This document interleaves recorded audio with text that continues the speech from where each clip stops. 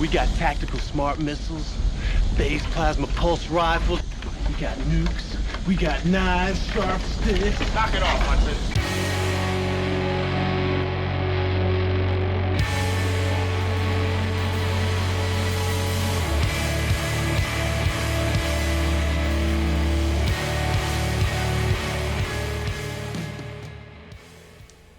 Welcome once again, my fellow manipulators of digital fate. I'm Richie, this is Capricorn, and oh boy, we did it. I know some of you guys are probably getting sick of the weapons manufacturing decks all over the place. Even on this channel, we've done them a bunch. But I think I cracked the code and actually came up with the absolute best weapons manufacturing deck. And it's almost undefeated for me on the ranked ladder. We only lost like once or twice in over a dozen games, and it's absolutely insane. This one's called Cold War. We're going Mardu. We're going back to Mardu, which is actually the first color combination that we ever experimented with back during early access, but we didn't really know the full extent of the value of certain cards back then, and we definitely didn't build the most optimal version. This deck is absolutely nuts. Not only are we using weapons manufacturing with Pinnacle Starcage and Nurturing Pixie, which is just a combination from hell, but we're making it even better with Wishclaw Talisman, which lets us search up a Pinnacle Starcage and then play it, exiling the Wishclaw Talisman before our opponent ever gets to get any value off of it. It just makes the deck so consistent. It means that we can get whatever pieces we're missing at whatever time, and having access to a few other really relevant cards in black is just nuts and just pushes this deck over the edge. But we're going to break down the deck and go into the gameplay. Absolutely insane games. I can't wait for you guys to see it. Before we do, please like the video. It helps the video get out to so many more people, helps the channel grow. You guys that like every video, thank you, thank you, thank you. And if you're new here, make sure you subscribe. We've got more deck techs on the way, and I promise we're going to get to a lot of other completely different decks and get out of just focusing on artifacts and weapons manufacturing pretty soon here. It's just that I needed to get this off my chest because this deck is just so nuts. So be sure to subscribe. Also catch me live Monday through Friday over on Twitch. That's twitch.tv/QuarantineCapricorn, because if I'm alive and I'm breathing, I'm there and I'm streaming. Now let's break down this deck. Alright, so this is Cold War, and I think we've finally perfected the weapons manufacturing deck. We went Mardu, so at the core of the deck we have weapons manufacturing, 2-mana enchantment. Whenever a non-token artifact enters, you create a colorless munitions token that when that token leaves the battlefield will do 2 damage to whatever you want. We can use these as removal if we have ways to get rid of them on a whim. We can also use them to just kill our opponent outright if we have like 10 of them over the course of the game and just get rid of them all. And that's where Pinnacle Starcage comes into play, a 3-mana artifact that when it enters, exile all artifacts and creatures with mana value 2 or less until this artifact leaves the battlefield. It also has a built-in way of paying 8 mana and making a bunch of 2/2s for however many things you exiled, and that is sort of an alternate win condition of this card, but it barely ever comes up. Mostly we're using this as a 3-mana way to get rid of a whole bunch of creatures on the opponent's side, especially when we're up against aggro. And then eventually use it in the later game to get rid of our munitions to kill our opponent outright, or to maybe kill some other bigger creatures that cost 3 or more. What's cool about the Starcage is that when it comes down, it triggers the weapons manufacturing, and it can make munitions, and we can choose to either make that before or after the Pinnacle Starcage resolves, so we can get more damage output right away if we need it, or be left with at least 1 munitions token after the Pinnacle Starcage does its thing. And that gets even crazier if we can use Pixie to lift it up. So we are running 4 copies of Nurturing Pixie. 1-mana 1/1 flyer, return any permanent to our hand when we play it, and it gets a counter if we do. It's great at returning the Pinnacle Starcage to our hand so that we can replay the Pinnacle Starcage and exile all of our opponent's stuff all over again.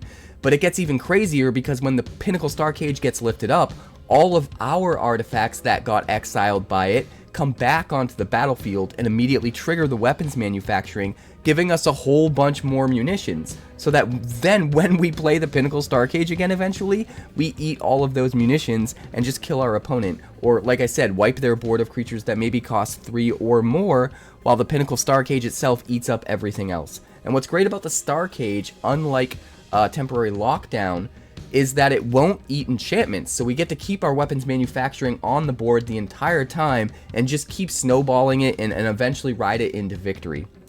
Now, the way I found to make this deck the best version it can be, and to make it as consistent as it needs to be, is Wishclaw Talisman. A 2-mana artifact, enters with 3 wish counters. You can pay 1, tap it, remove a wish counter to search for any card and put it into your hand.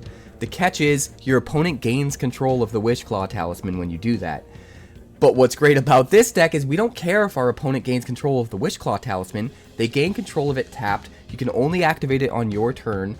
And before they get a chance to do that, we're just playing the Pinnacle Starcage and eating the Wishclaw Talisman, and they never get to use it. So this card is absolutely astounding in this deck. Not only is it an artifact itself, so it will trigger the weapons manufacturing and giving us a munitions token, but it can find whichever piece we're missing. So if we don't have the weapons manufacturing, we can just find the weapons manufacturing as long as we have enough mana to then drop our Pinnacle Starcage that's in our hand and make sure they don't get to use the Wishclaw Talisman. What's even better is we can use the Wishclaw Talisman even as low as just having 4 mana on the battlefield. Use it for just 1 to find our Pinnacle Starcage, to immediately play the Starcage, to then just eat the Wishclaw Talisman so that they never get to use it. It's absolutely crucial for setting up this combo, and it makes the deck hyper consistent, which is just insane. Most of the early game is just dropping a ton of removal that doubles as artifacts that can trigger our weapons manufacturing and re-trigger it eventually when we play the Pinnacle Starcage. So we're using, as our 1-drops, 4 Market Gnomes, because if we do end up sacrificing them to any of our sacrifice outlets that we have in the deck, mainly to get rid of munitions tokens, we will gain a little bit of life, draw a card. It's a way to get extra card draw into the deck, extra value to dig for the pieces that we need. And then also on turn 1, we can drop Clockwork Percussionist, which is used in a similar fashion. 1/1 hasty can get in for a little bit of chip damage. Eventually, if we sacrifice it or it chump blocks or whatever, we get card advantage from it. We get to dig another card deeper into our deck, maybe hit a land drop, or maybe hit, another crucial like 1-mana artifact play. Whatever the case may be, getting card advantage out of our artifacts that are going to be triggering our weapons manufacturing is really good. We've also got a bunch of other 1-drops that we're not necessarily playing on 1. We already talked about the 4 Nurturing Pixie, which I think is just crucial. There are a few different cards that do a similar thing in Standard right now, but none of them cost 1 like the Pixie, and I think being able to get this ability just for 1, even if it is at sorcery speed, is super huge, because it lets us conserve as much mana as possible for playing the other things that are going to work with our weapons manufacturing. We've also got 2 copies of Sunpearl Kirin, though. It sort of acts like a 6-card package in combination with the 4 Pixies, and does the same thing. The one cool thing about the Kirin is, even though it costs an extra mana, we can play it at instant speed, so sometimes we can respond to things that our opponent's doing, and save cards that might otherwise get removed, and stuff like that. Sometimes we can set up a little bit of extra value with the Kirin, but more often than not, we just want the cheapest possible way to do this, so 4 Pixies is a must. We're also running 4 copies of Dusk Reliquary. I think it's absolutely the best card to pair with weapons manufacturing. It's a 1-mana artifact that cheaply triggers the manufacturing and gives us munitions tokens as it is. It's also a sacrifice outlet, so it gives us a way to sacrifice one of our munitions tokens if we need to kill something that costs 2 or less, or we just need to do 2 more damage to our opponent's head. And it's a way to get rid of literally anything, no matter how big it is. So if they've got a bunch of small stuff that we can hit with the Pinnacle Starcage, but one big thing that just won't go away, we could just Dusk Reliquary it, and then we don't have to worry about it. What's also great about the Reliquary is if we end up eating it with a Pinnacle Starcage, and then eventually lifting or sacking the Starcage so that everything comes back, the Reliquary will get to exile something all over again without us needing to sacrifice something to do it, which is really cool. We've also got 2 copies of Grim Bauble, and I feel like the 2 Grim Baubles and the 4 Dusk Reliquaries are a nice 6-card package of very cheap 1-mana removal that is pretty essential to deal with aggro in the early game. But I do think Dusk Reliquary is the better card for this deck, so we're just going with 2 Grim Baubles, but still great for triggering our manufacturing, killing something early. Sometimes later in the game when we're a little bit out of gas and have enough mana, we can sack it to Surveil as well to make sure we're drawing into the things that we need to. We also have just 1 lone copy of Demonic Junker, and this is a card I would love to add more of. but I don't want to take the chances that we're not quite going wide enough with artifacts by the time we need to use it. And because we're running the Wishclaw Talismans, it's really easy to just fetch a Demonic Junker in the right situation where we absolutely need its ability. Its ability being that it kills any creature we want just straight up, no matter what. It also has affinity for artifacts, so most of the time we're going wide with these munitions tokens and all of our other cheap artifacts. This thing's coming down for just 1 black mana, nuking something on our opponent's side, and then being a relevant creature that we can crew with some of our smaller stuff and swing in for a little bit of extra damage and maybe win the game that way. Moving on to the 2-drop slot, we have 3 copies of Legion Extruder, which is probably the most important 2-drop outside of the Wishclaw Talisman. We don't really need the full 4, because if we're desperate for one, we can search one up with the Wishclaw Talisman, which is really cool. But this is a good way of just removing our opponent's threats early, while also having a sacrifice outlet for our munitions tokens that can create 3/3s every single turn.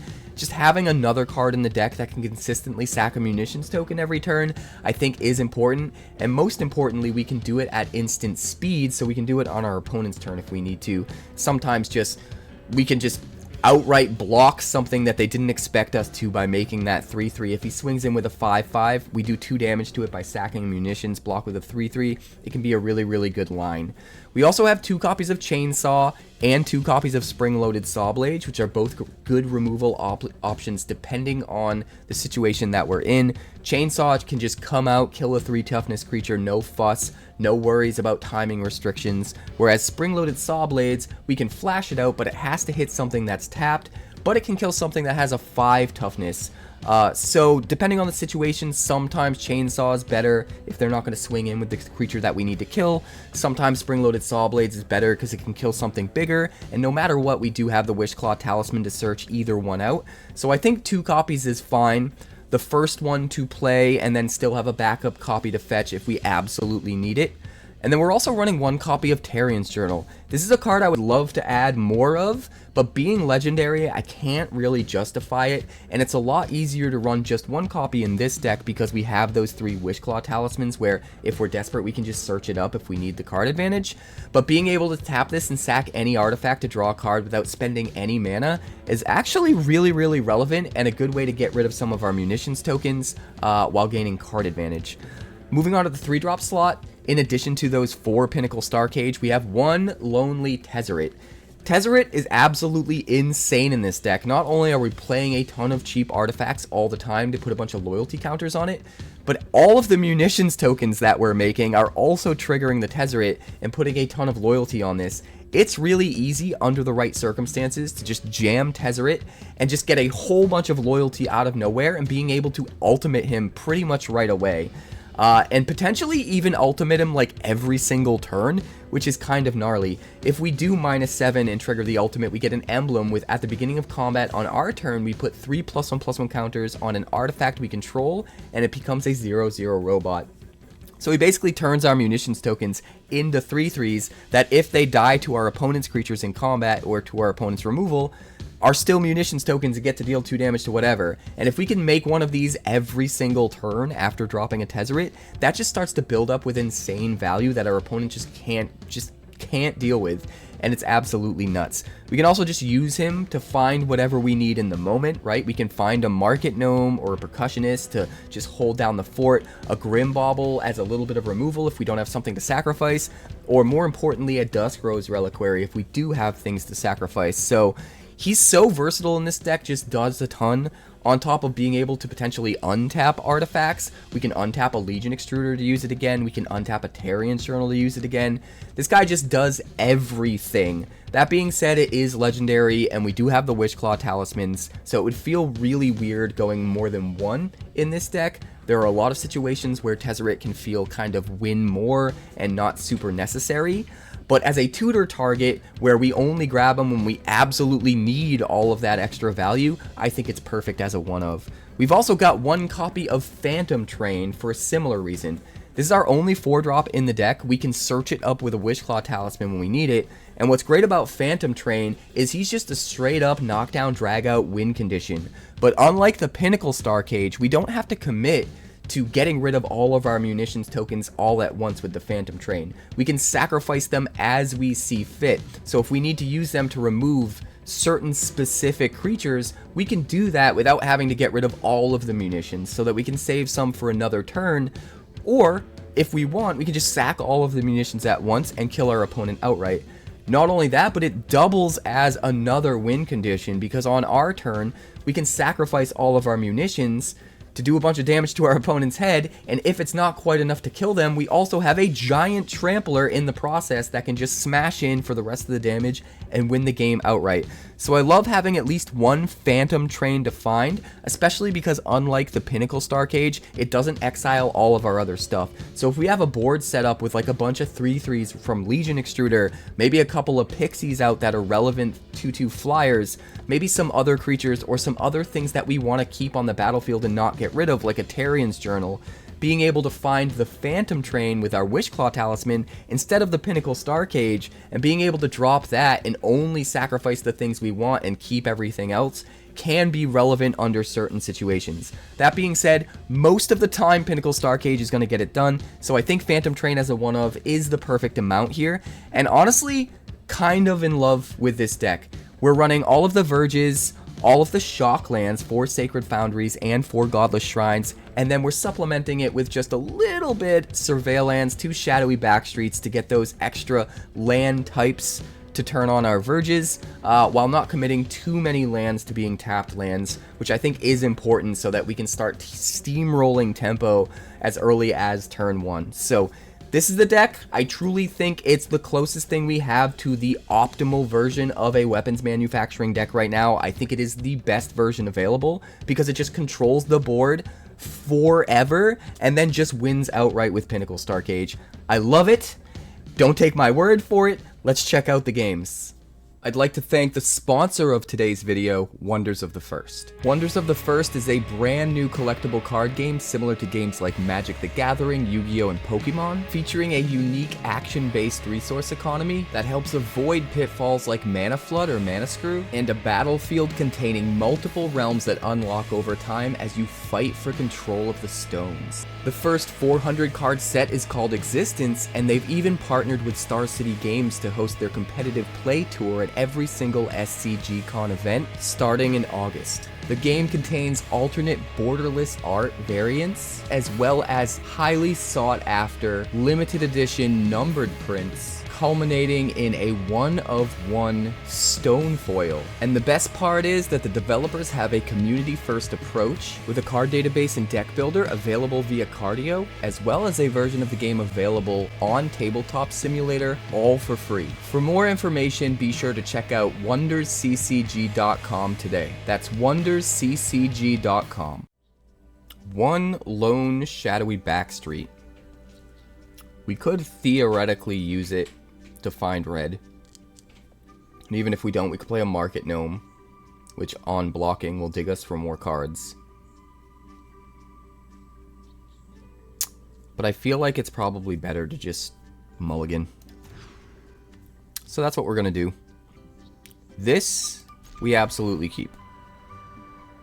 And we'll put back the Sunpearl Kirin. We'll lead with a tapped Sacred Foundry.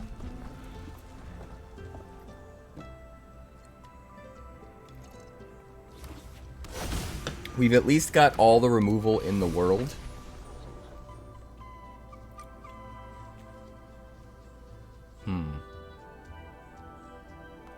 I guess we can do Dusk Rose Reliquary. No, you know what? Let's do the Sacred Foundry, since we probably end up playing that tapped anyway.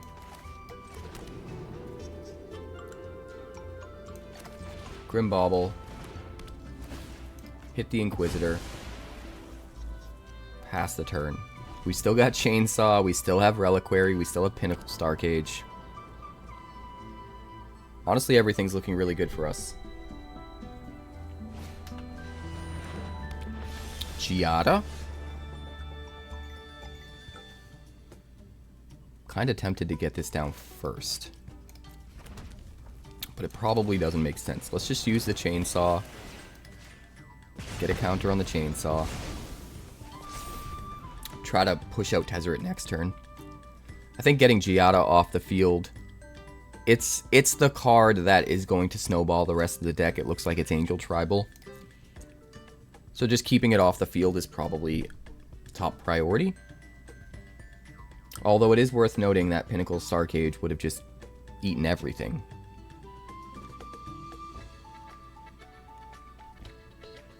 I think because we can sweep most anything up with the Pinnacle Starcage, we probably drop Tezzeret first. I guess it depends what he plays, though. Llanowar Elves. Inquisitor. Exile a card.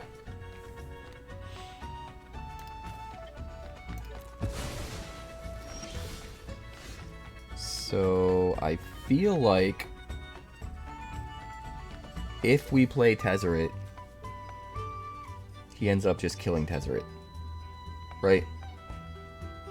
Probably. Maybe not. Maybe it tanks all the damage and survives that one.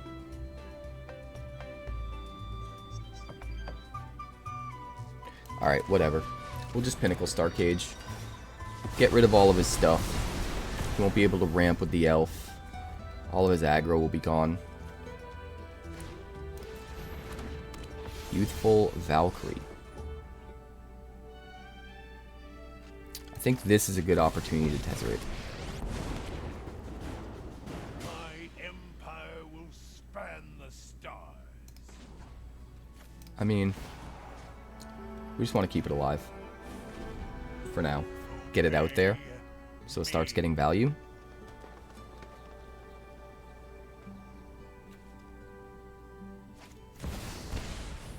Resplendent Angel. Swing at Tezzeret for 2. Makes sense. We can't hit the Resplendent Angel with the Starcage. But what we can do is go Market Gnome. Soon you will grovel. Dusk Rose Reliquary. Sack the Market Gnome.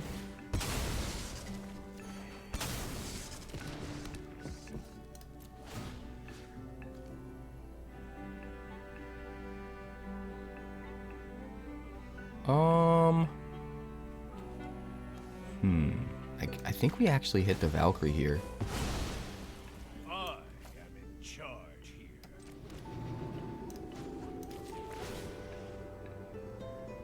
Even the smallest. Unfortunately, we can't play a Reliquary because we don't have the right colors. This is kind of frustrating.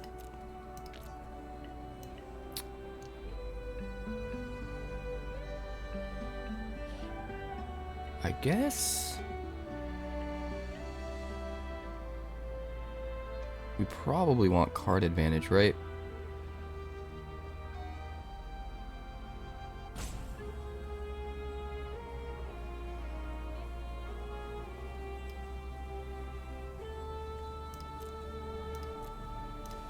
I think we just want this, honestly. We'll let him kill the Tezzeret. It's fine. He got us card advantage and fogged for like 2 turns. I wanted more out of him, but even if that's all he did, he was still worth playing. I have bigger schemes to tend. Now, let's see. Do we lift the Starcage? I think maybe we lift the Starcage.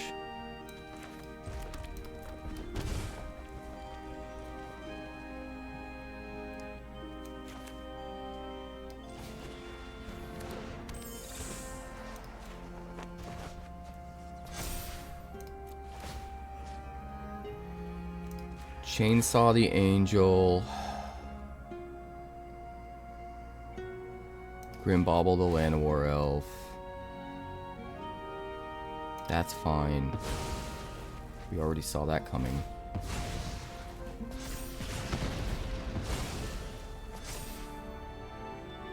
We don't even need the Starcage, to be honest.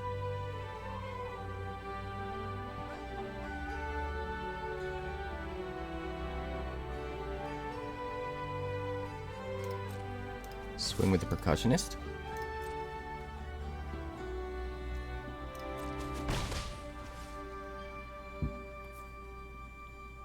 We could eat the Inquisitor. I think we can just race the Inquisitor, though.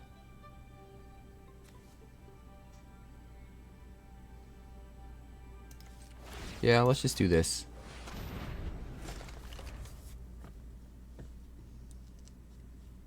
I think we just race them at this point. We're ahead on life. We're ahead on board presence. We don't really need to rush just eating everything, right? We don't have the weapons manufacturing this game. We're just leaning on our aggro damage. But we can because of the chainsaw.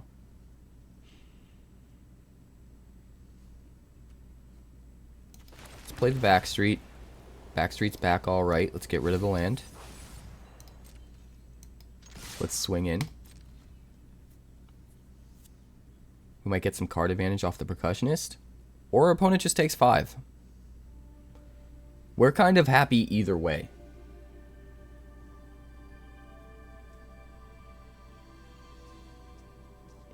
We are happy either way. The dog agrees. Like, we don't even need to do anything, man. End the turn. I'm fine with keeping things exactly as they are. And if you overcommit, we've got these.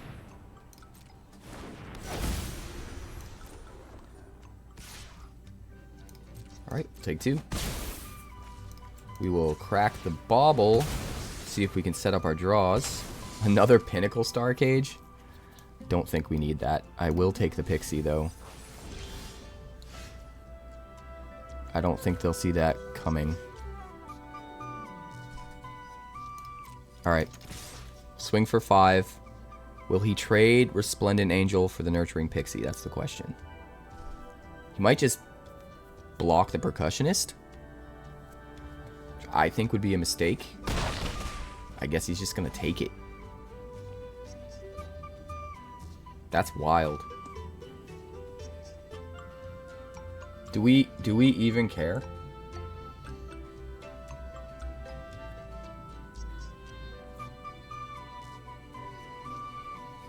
I don't even think we care. I think we just end the turn. Like, we're holding all the cards. We have all the answers. Our life total's super high. I think we just wait him out. Stay patient.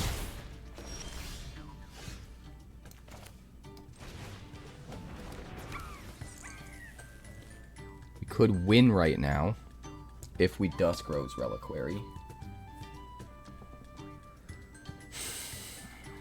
Do we care about that?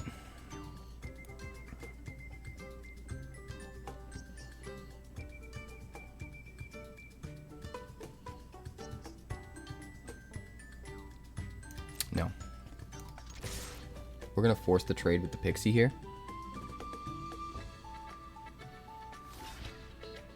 And I'm super curious if he just lets the Percussionists through. It looks like he does. Kinda wild. Let's Pixie the Chainsaw. Because we just don't need to play anything else right now. And just rock the Angel. End the turn. We have lethal next turn. Even through his 1 blocker. We've got removal for days.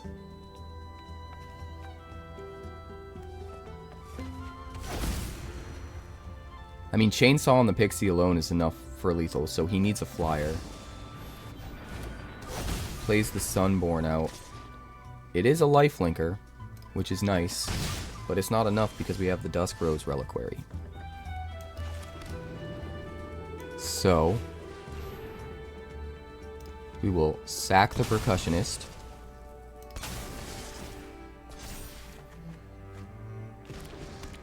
There's our Wishclaw Talisman.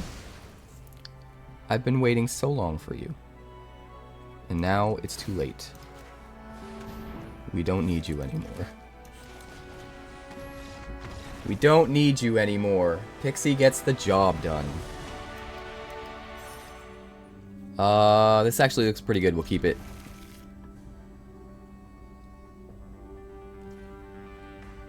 We'll start with...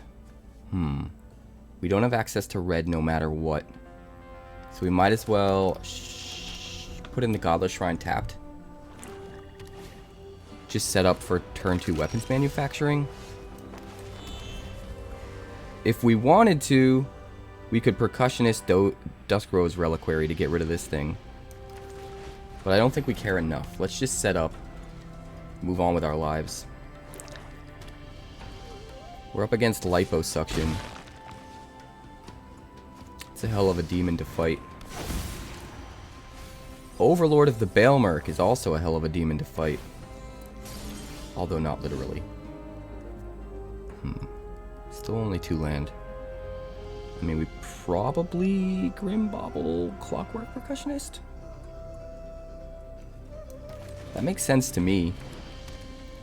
Slow down his attack. Make a bunch of munitions. Get in for a point of damage. We can drop the Tarian's Journal next turn and start getting card advantage while also removing things by sacking munitions. If we get another land, we could also just drop Pinnacle Starcage if we wanted, but it doesn't really look like they're setting up with the right board state for us to want to do that. 𝐒𝐭𝐫𝐿𝐴𝐿𝐴 is not good for him here, because we get card advantage off the Percussionist dying and he loses his 𝐒𝐿𝐴𝐿𝐴. But if he's got nothing else to do, maybe, I guess?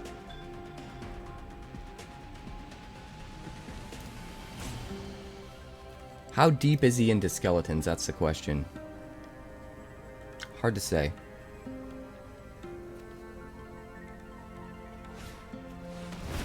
Oh, he's gonna do the Gatekeeper. That's wild, man. That is crazy. God bless you. I mean, I guess we just let him keep it for now and get down another weapons manufacturing. He's not putting a lot of pressure on us, so, you know, whatever. Whatever.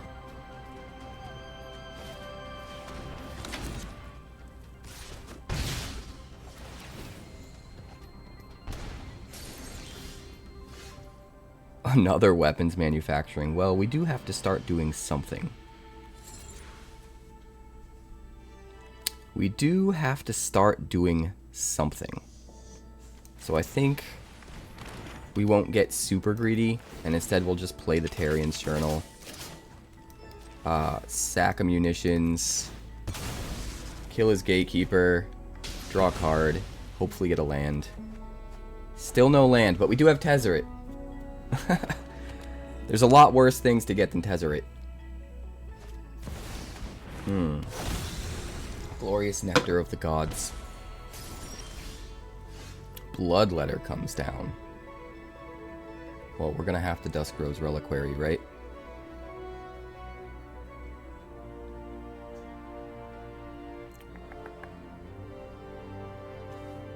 Artifact or creature. I mean, we actually might not need to Dusk Rose Reliquary. Let's start by sacking munitions and seeing if we can draw that third land. Nope. Market Gnome. I guess we'll just chainsaw to finish off the Bloodletter. Make some more munitions. Seems fine. I am a little bit worried now that we know Bloodletter's in the deck and he's got an Unholy Annex online. But for the most part, I think we'll be okay. We'll need to get rid of the Overlord, which is probably... We're probably going to use the Dusk Rose Reliquary to do that.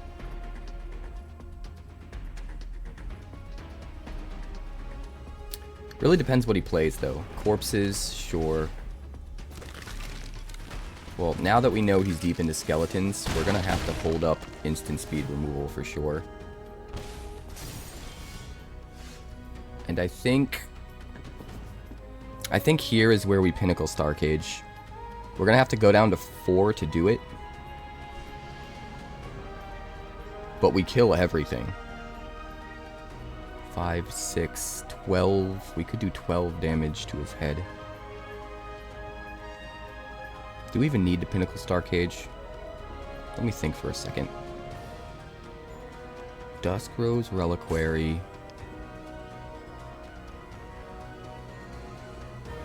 Eats the Overlord, kills one. Tarian's Journal kills another one. You know what? Let's hold off. Let's do this.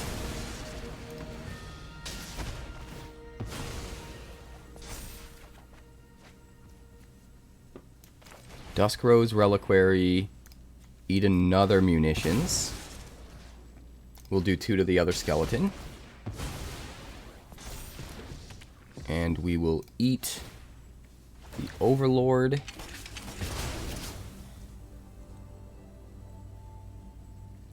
We need to conserve health, I think.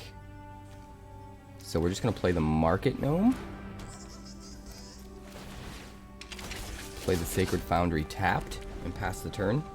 I would have liked to have held up a way to sacrifice at instant speed and kill a hasty skeleton on his turn if we needed to with the Munitions.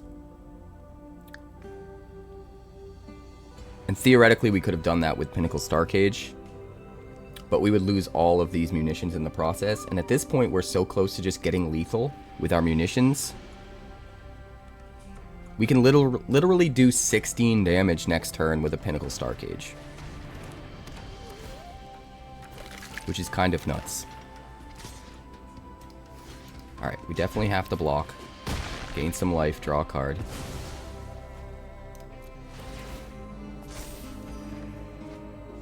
Godless Shrine.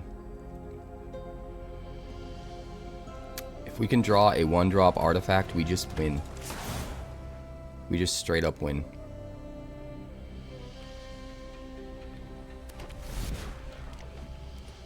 Oh wait, he got hit by the Annex. So we win anyway. This is beautiful. This is beautiful. Make sure to line up the weapons manufacturings first. And 16 damage to his head.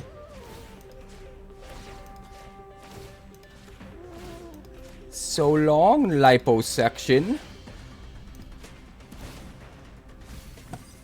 So long, sucker.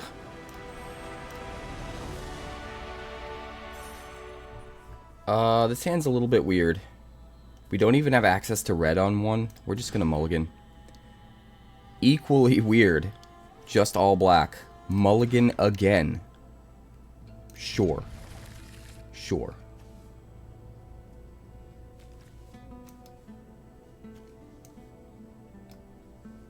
I guess we'll go with this. Shadowy Backstreet. Try to surveil into a 3rd land as quickly as possible.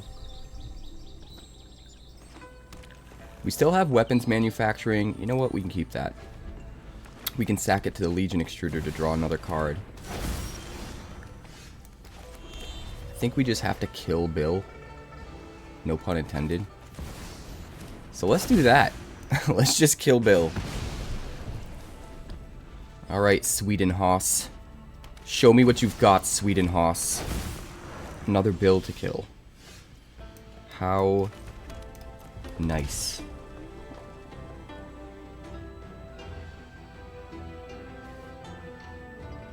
You know what? I'm okay with letting it slide for now. Let's do this instead. Because if he wastes a Fabled Passage, then he's not able to put the counter on something more significant. And we can still... If he doesn't have a Fabled Passage, we kill it with a chainsaw, right? If it's just a normal land. If it is, he wastes his Fabled Passage on Bristly Bill instead of putting counters on, like, the 3-drop guy. So I think no matter what, we're in a pretty good position. I wonder what he's holding up, though. Let's find out. We're going to chainsaw Bill. And if he's got some kind of instant speed pump that protects it, we can sack the munitions token in response. That was what I was thinking. And kill it anyway. And the chainsaw still gets the counter, because it's already in play. Very nice. No tax. Alright, Traveling Chocobo is out. So now all we need to do is kill the Traveling Chocobo. And we should be pretty good. Let's sack a Munitions token. Kill it. Make another 3/3. Get another counter on our chainsaw. Let's swing for 3.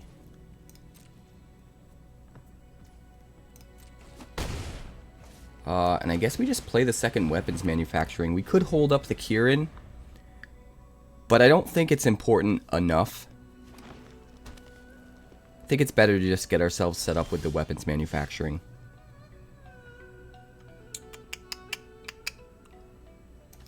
We will shock out the Godless Shrine. And we will equip the chainsaw onto the Market Gnome. And we'll swing for 8.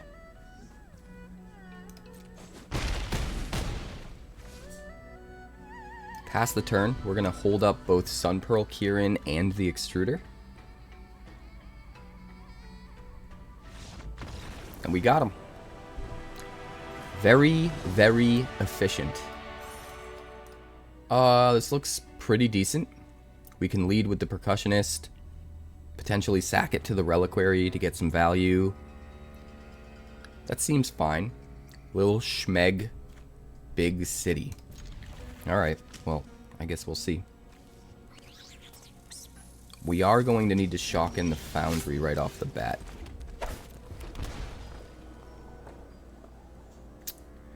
I do think we play the Percussionist. We're missing out on one trigger on our manufacturing. But I think it's important to just get tempo advantage on board right now. Ooh, we're up against another weapons manufacturing deck. Well, this ought to be interesting.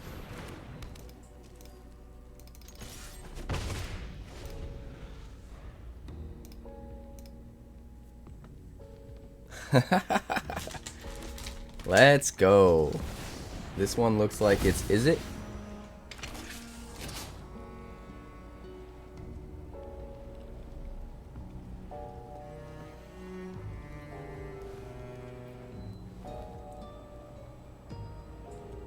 Synthesizer. Well, he's definitely surveilling. We've got a Dusk Rose Reliquary with that synthesizer's name on it, though.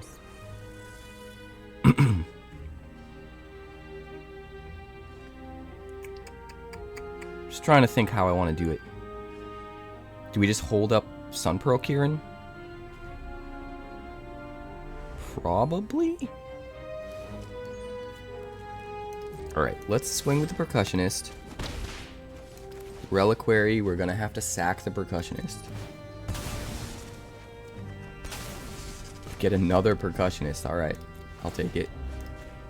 Get that synthesizer.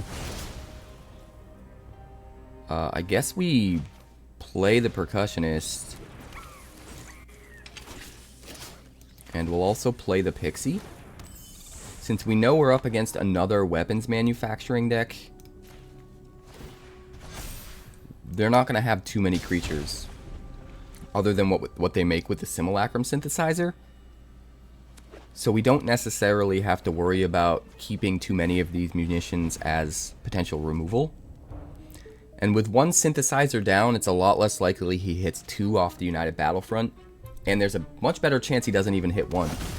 Yeah, see, he's got the Legion Extruder and another weapons manufacturing, which is good. He's going to be popping off with tokens. But that's okay. Do we have a way of getting rid of the Legion Extruder? Seems to be its only way of getting rid of those munitions.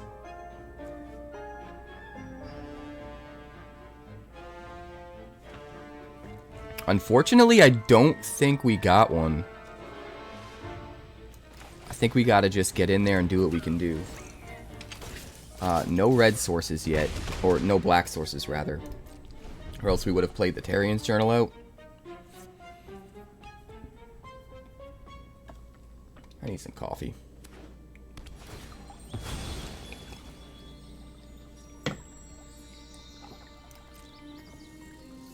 Cracks a fabled passage.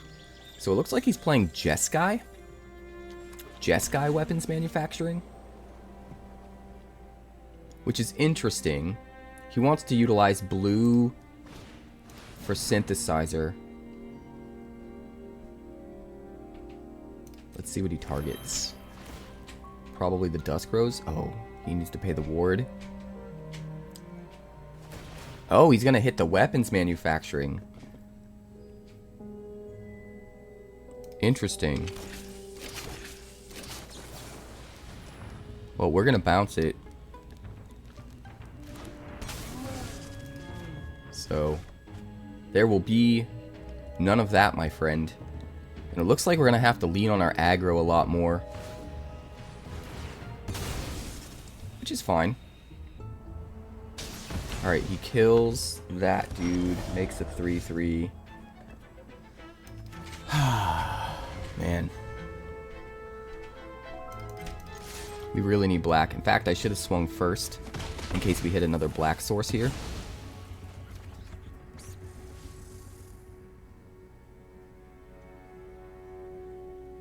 So, we'll go like this. We'll lift the munitions.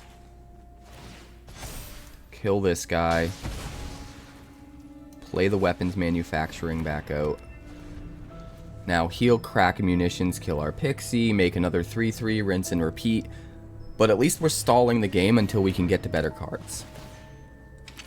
So, not the worst ever.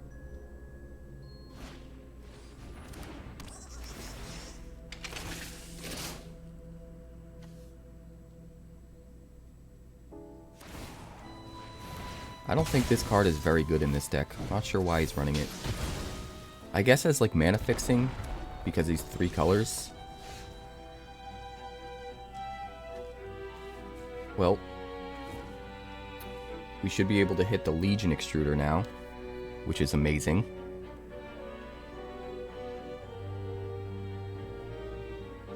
We're gonna swing first. So hopefully we kill a 3-3 as well. No, just the Market Gnome. Just the Market Gnome. Well, maybe we don't do that. Maybe we do this. If he had blocked with the 3-3, I would have sacked the munitions for sure.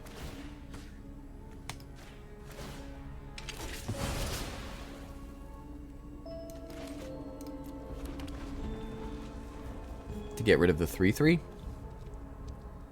It doesn't make sense to kill their Market Gnome, though. Alright, he's got a synthesizer. Downside is he's got a synthesizer again. But the upside is he's got no cards to use it with. Tarian's Journal. I guess we will sack a munitions to draw a card. If he hits a land, I think we're in pretty good shape. If he hits a 3-drop or more, oh god. That was probably the worst thing he could have hit. Other than maybe like United Battlefront. Now he just wins, right? He probably sacks a 2-drop, or a 3-drop rather, and finds, yeah, the Fire Crystal. I think most of the time we win this game, but getting our black mana so late just meant that we couldn't get Tarian's Journal online. And we never saw a Pinnacle Starcage. It is what it is. This seems fine. A little bit slow, but we have all of our land. We have a weapons manufacturing right out the gate. Couldn't ask for more.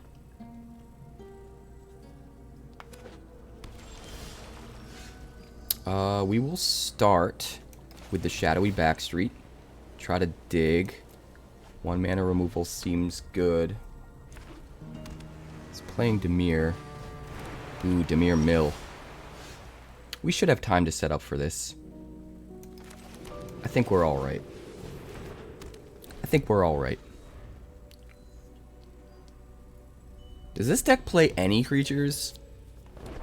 I know they mostly just hinge on River Churn Monument and the new 6-drop sweeper that mills. I know we don't care about our life as much because of that. Guess we'll go Market Gnome.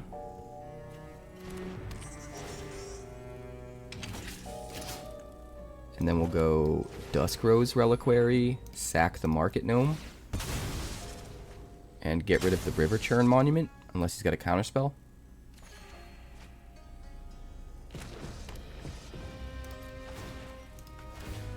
Alright, goodbye River Churn. You do whatever you need to do, sir. Don't think... I mean, I don't think he has very many creatures, so I almost want to just play the Bauble just to get it out there and get more munitions.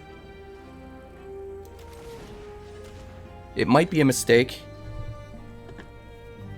but I feel like if this is the deck I think it is, it's probably the best use of the Bauble. We definitely don't want to slow down our potential later plays to get any value off this. Alright, so we'll play another weapons manufacturing.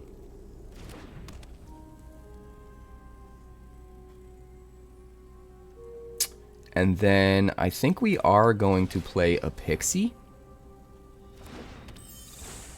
And just hit our opponent for 2.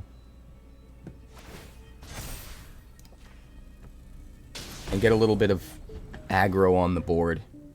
Try to start chipping in for damage in the air, or make them waste their removal, which is fine. Spring-Loaded Sawblades. So we definitely want a Grim Bauble here.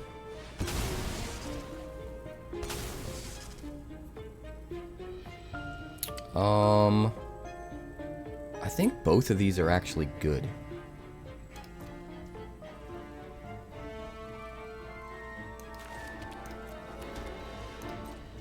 With Percussionist being better because we can get some card advantage off the Percussionist.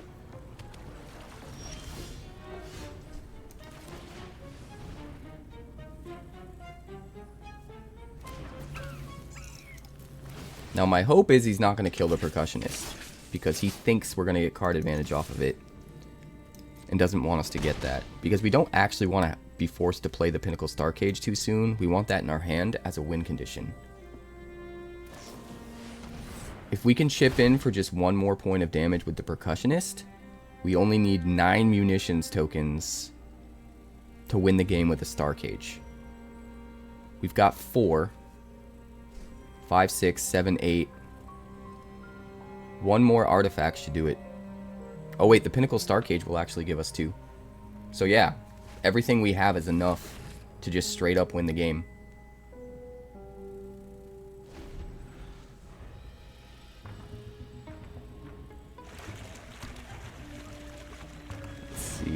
Virtue of Persistence, sure. We cannot get rid of that with the Reliquary, unfortunately. What does he want to bring back? He doesn't really have anything to bring back, does he? I guess our Nurturing Pixie or Market Gnome? I think we just win. 5, 6, 7, 8, 9, 10. Yeah, we'll just win.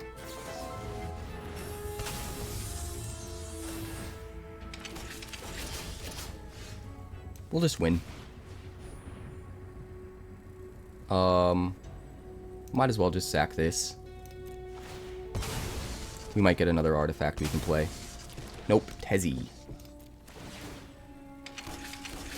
That's 8. And then we Starcage. Make sure that the manufacturing resolves first. And then we eat them all and do 20 damage to the head. That seems fine. I am kind of bummed we didn't get to use Tezzeret. It was a good opportunity with what was lined up. We could have Tezzeret and got to the ultimate super quick. Like probably the turn we play it. Which would have been nuts. But I'll take what I can get. This is fine. This is great.